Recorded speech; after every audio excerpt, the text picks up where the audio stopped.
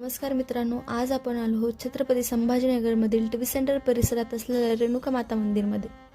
काही जागा असतात जिथे शब्द नकोसे वाटतात। छत्रपती संभाजीनगरमधील रेणुका माता मंदिर हे मंदिर खूप जुने आणि स्थानिक श्रद्धेशी जोडलेले मंदिर मानले जाते।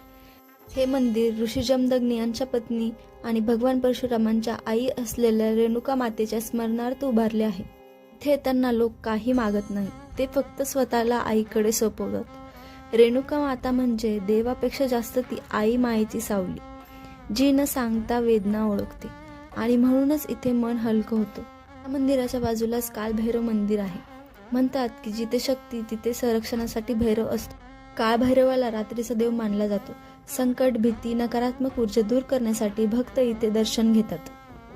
तर हे आहे रेणुका माता मंदिर। व्हिडिओ आवडल्यास लाईक करा आणि असेच व्हिडिओ पाहण्यासाठी फॉलो सुद्धा करा।